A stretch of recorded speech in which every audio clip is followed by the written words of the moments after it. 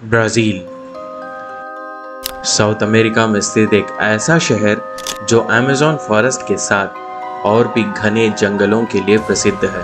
और इसी देश के साओ पोलो शहर में है जोएल्मा बिल्डिंग, जो 25 मंजिलों के साथ एक वक्त का बड़ा स्काई स्क्रैपर था, जहां कमर्शियल ऑफिसर्स हुआ करते थे और तकरीबन 700 से भी ज़्यादा एम्प्लॉइज़ एक वक्त में इस बिल्डिंग में काम करते। आज ये सिर्फ एक बिल्डिंग नहीं बल्कि कई गहरा और डरावना इतिहास अपने अंदर छुपाए बैठा है। ये कहानी शुरू होती है 1974 में, जब ये बिल्डिंग दुनिया की सबसे बड़ी आग का शिकार हुआ था। 1 फरवरी 1974 को इस इमारत में लगी आग और इतिहास में दुनिया का सबसे बड़े स्काई स्क्रैपर बिल्डिंग में लगी आगों में से एक माना जाता है। उस आग ने तकरीबन 190 लोगों की जान ले ली थी। कहा जाता है कि जो लोग इस बिल्डिंग में मर गए थे उनकी आत्माएं आज भी घूमती हैं। लोगों ने इस इमारत के हॉल और रूम्स में भूतों को घूमते हुए देखने का दावा किया है। ये भी कहा जाता है कि इस बिल्डिंग का लिफ्ट बहुत ही ज़्यादा हॉन्टेड है। ये भी माना जाता है कि साओ पोलो की ये जगह जहाँ जोएल्मा बिल्डिंग कंस्ट्रक्ट हुई है, उस जगह और उसके आसपास के एरिया से कई कहानियाँ जुड़ती हैं।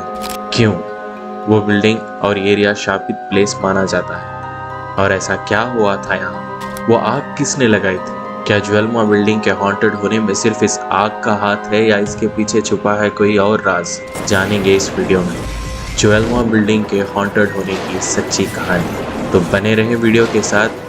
अगर आपने अभी तक हमारे चैनल में मौजूद ऑस्ट्रेलिया, अर्जेंटीना और चाइना के सच्ची घटनाओं पर बनी वीडियोस को नहीं देखा तो ज़रूर चेकआउट करें ऊपर दिए गए लिंक पर क्लिक करके।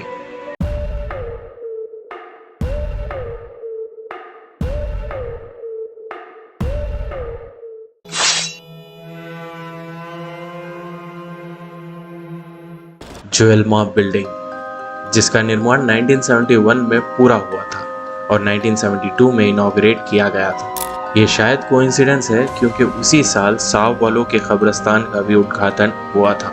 इस बिल्डिंग में पूरे 25 फ्लोर्स हैं और उस समय ये सबसे ऊंचे इमारतों में से एक, जिसका उपयोग बैंकिंग कंपनीज के रूप में किया जाता था, जहां अराउंड 700 से भी ज़्यादा एम्प्लॉइज काम करते थे। बिल्डिंग के ओपनिंग के सिर्फ 2 साल बाद 1974 फरवरी 1 को इस बिल्डिंग में अचानक से आग लगती है और उस दिन इस बिल्डिंग में तकरीबन 756 एम्प्लॉइज अंदर थे। सुबह लगभग 8:50 पर 12वें फ्लोर से आग की शुरुआत होती है, जिसकी वजह रिपोर्ट्स में बताई गई है एयर कंडीशन का माल फंक्शन होना, जिसमें से बस एक छोटी सी आग शुरू हुई थी और बिल्डिंग में कई ऐसी चीज़ें थे जैसे फर्नीचर्स, कर्टन्स और इलेक्ट्रॉनिक मशीन्स, जिस वजह से आग फैलने लगी और देखते ही देखते आग 12th फ्लोर से ऊपर की ओर बढ़ने लगी। सबसे दुखद बात तो ये है कि उस वक्त में इस बिल्डिंग में ना कोई फायर अलार्म था, ना एक्सटिंग्विशर, ना स्प्रिंकलर, यहाँ तक के मल्टीपल इमरजेंसी एग्जिट्स भी नहीं थे।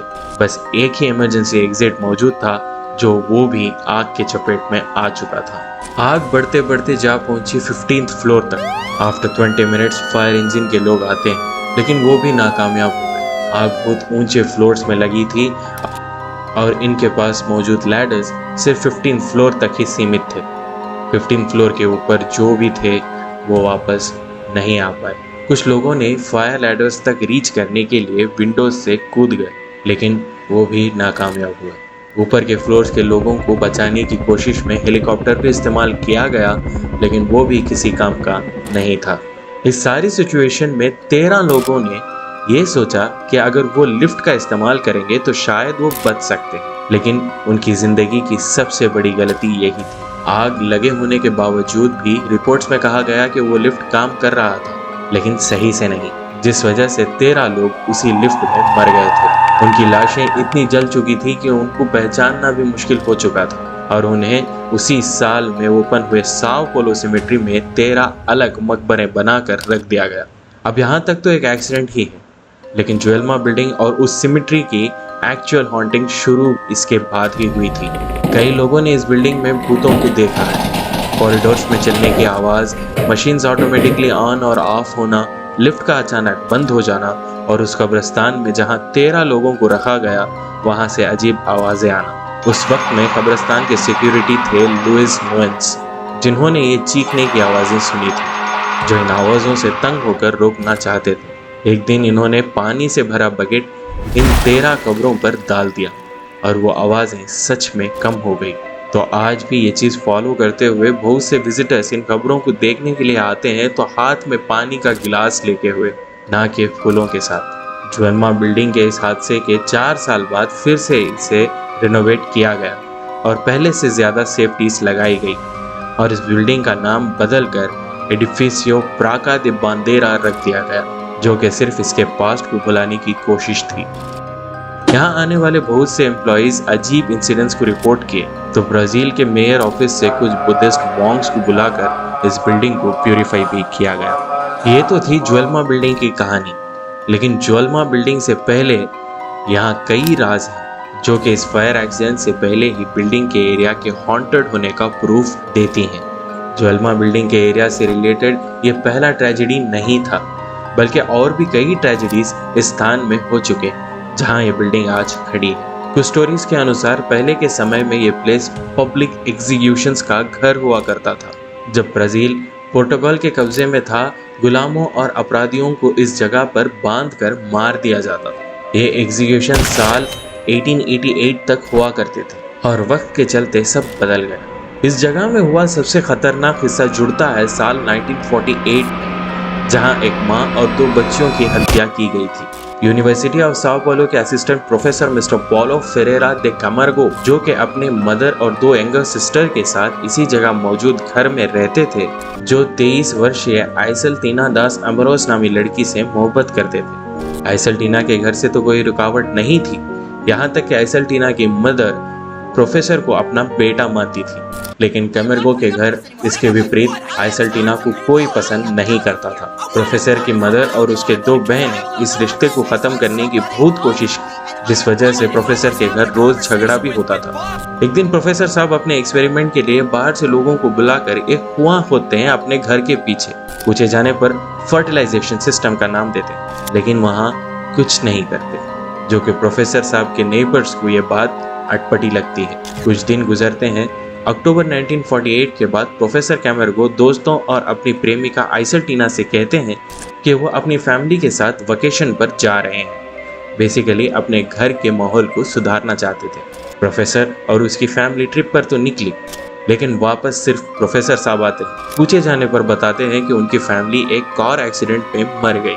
पहले तो सब ने इस बात पर विश्वास किया, लेकिन कुछ दिनों बाद जब ये बात कैमर्गो के हाफ ब्रदर कार्लोस को पता चलती है, तो वो कैमर्गो से एक्सीडेंट के डिटेल्स पूछता है, लेकिन प्रोफेसर साहब क्लियरली एक्सप्लेन नहीं कर पाते, जिस वजह से कार्लोस पुलिस कंप्लेंट करता है। इन्वेस्टिगेशन शुरू होती है और प्रोफेसर के कोलीग से पूछे जाने पर पता चलता है कि प्रोफेसर कैमर्गो ने एक अजीब रसायन सॉल्वेंट या सोल्यूशन बनाया था, जो कि चीज़ों को डिकम्पोज करने में उपयोग होता है।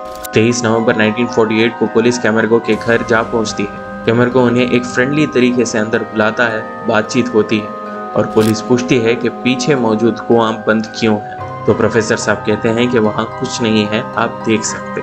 पुलिस जब कुएं की ओर बढ़ती है, प्रोफेसर कैमर्गो वॉशरूम जाने का बहाना करते हुए अंदर जाते हैं और सडन से पुलिस वाले एक लाउड गनशॉट की आवाज़ सुनते हैं। तब सडनली पुलिस वाले घर की ओर भागकर अंदर जाकर देखते हैं तो प्रोफेसर कैमर्गो मर चुके हैं और उस कुएं में जो मिला वो रोंगटे कांपने वाला था। प्रोफेसर की मदर और उनके 2 बहनों की लाश उस कुएं से बरामद होती है।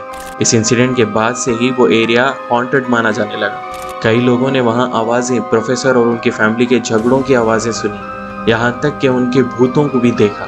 1950 के दशक की शुरुआत में प्रोफेसर कैमर्गो के घर को डेमोलिश कर दिया गया, जिस वजह से वो एरिया सिर्फ एक खाली ज़मीन बन गया। लेकिन इसके विपरीत स्थानीय लोगों ने दावा किया कि इमारत के डेमोलिश करने से अभिशाप और भी ख़राब हो जाएगा और अभिशाप उस भूमि पर रहने वाले लोगों को झेलना पड़ेगा। वहाँ मौजूद डर के कारण आसपास के लोग इस जगह को छोड़कर चले गए। फिर 20 साल बाद कैमर्गो बिल्डिंग के आसपास के घरों को भी तोड़ दिया गया। लोग उस शापित भूमि और उस एरिया में हुए हत्या के बारे में भूलने लगे और 1972 में ज्वेलमा बिल्डिंग के रूप से जाना जाने लगा। इस बिल्डिंग में कई लोगों के साथ ट्रेजेडीज और दुर्घटनाएं हुई हैं, क्या उस लैंड पर सच में किसी का अभिशाप है, ये अभी भी एक रहस्य है। तो ये थी ज्वेलमम बिल्डिंग की पूरी कहानी। अगर आपको ये वीडियो अच्छी लगी तो लाइक शेयर करें और सब्सक्राइब टू बुकाबू यूनिवर्स, जहां आपकी पहचान होगी सही डर से।